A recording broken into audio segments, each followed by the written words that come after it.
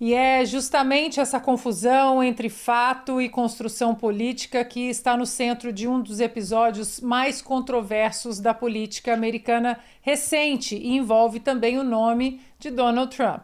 Um relatório divulgado nos Estados Unidos reacendeu o debate sobre a politização das instituições no período pós-eleição de 2016. As informações reveladas esta semana apontam que setores da comunidade de inteligência teriam produzido avaliações sob forte direcionamento político para sustentar a narrativa do chamado Russia Hoax, ou a acusação, de conluio entre a campanha de Donald Trump e o governo russo. O material levanta questionamentos sérios sobre o uso de estruturas de Estado em disputas políticas internas e sobre os efeitos de longo prazo dessa prática para a credibilidade institucional. Sobre esse tema, vamos ouvir agora parte da entrevista da ex-democrata e hoje diretora de inteligência nacional da administração Trump, Tulsi Gabbard. There is irrefutable evidence that detail how President Obama and his national security team directed the creation of an intelligence community assessment that they knew was false. They knew it would promote this contrived narrative that Russia interfered in the 2016 election to help President Trump win, selling it to the American people as though it were true. It wasn't. There were high-level DNC emails that detailed evidence of Hillary's, quote, psycho-emotional problems, uncontrolled fits of anger, aggression, and cheerfulness, and that then Secretary Clinton was allegedly on a daily regimen of heavy tranquilizers. Then CIA Director Brennan and the intelligence community mischaracterized intelligence and relied on dubious substandard sources to create a contrived false narrative that Putin developed a quote-unquote clear preference for Trump. How credible was the information about Hillary Clinton? All I have seen is what the Intelligence Committee have reported through their investigation. I think the underlying point there is that we understand from intelligence what Russia said that they had, and the important point here is that if they were trying to influence the election, as President Obama and James Clapper and John Brennan, everybody said they were doing in order to support Donald Trump's election, they would have released the most damning of that information. Do you believe that any of this new information implicates former President Obama in criminal behavior? We have referred and will continue to refer all of these documents to the Department of Justice and the FBI to investigate the criminal implications of this. For even former President Obama? Correct. The evidence that we have found and that we have released directly point to President Obama leading the manufacturing of this intelligence assessment. There are multiple pieces of evidence and intelligence that confirm that fact. As declarações de Tulsi Gabbard reforçam um alerta central. Quando a inteligência passa a operar politicamente, a democracia entra em risco.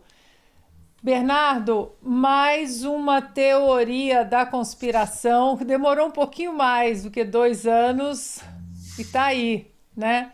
Quais mecanismos, Bernardo, você acha que existem para recompor a confiança pública, já que estávamos falando da imprensa, a velha, grande imprensa, essa já não é mais um braço da verdade no cenário e nas sociedades, principalmente no Ocidente? Ana, se eu não me engano, o grande Milor Fernandes dizia que a função da imprensa é publicar o que as pessoas não querem que se publique e o resto é propaganda. Ou seja, a função da imprensa é justamente fazer, entre aspas, este trabalho sujo, que é mostrar os fatos, né? Até o próprio Antônio Gramsci, lá nos seus escritos, ele dizia que você se pode conhecer os fatos que acontecem de 3 maneiras, né? Imediatamente, ou seja, você assistiu o que acontece, um palanque político, você assiste o político falar na hora.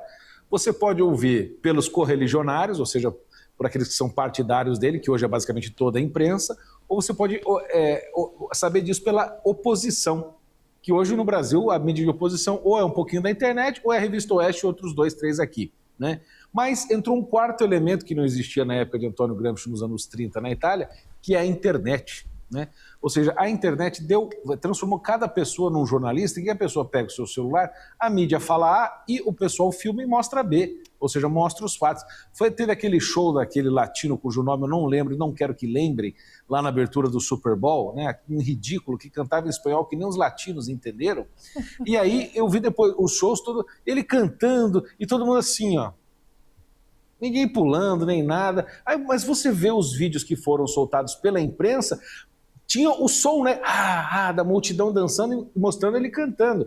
E não tinha ninguém cantando, ninguém entendia o que ele cantava e ninguém ouvia direito, uma coisa, simplesmente um horror. Ou seja, a mídia manipulando os fatos. Então, se a mídia quer ter credibilidade, como a Oeste tem, outros meios de comunicação o tem, é preciso ser fiel aos fatos, que seria o sentido literal da realidade. Se você quiser posteriormente fazer uma interpretação, uma análise, como nós fazemos aqui, né, você sinta-se à vontade e exponha isso como uma análise. O de leste-oeste é isso, ou seja, nós trazemos os fatos e nós dizemos, ó, esta é a nossa análise, esta é a nossa previsão, é assim que nós conectamos, ou seja, o jornalismo sério tem sempre essas duas frentes, fato e opinião, mas a opinião tem que ser baseada em fato e não na sua preferência política, que se o tiver, tem que ficar claro, como nós também somos muito claros nisso e o nosso público sabe onde a nossa banda toca.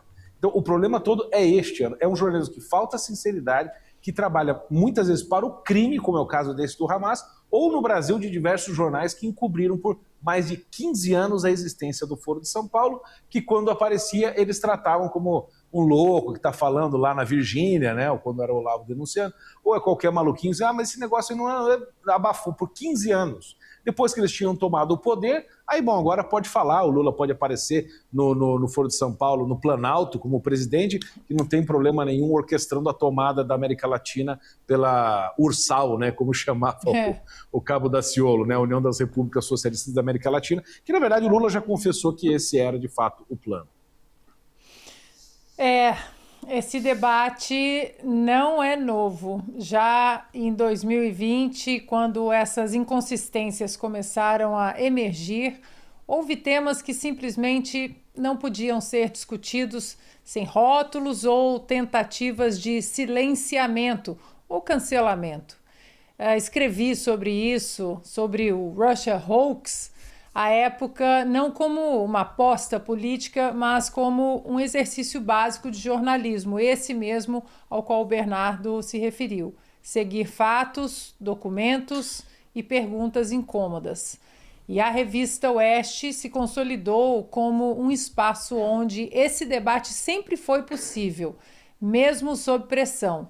O jornalismo independente paga um preço por recusar consensos artificiais, mas é essa recusa que permite que questões antes silenciadas voltem à luz, agora sustentadas por evidências oficiais, inclusive provas. Imprensa livre, aqui sustentada por vocês e pelo amor à verdade.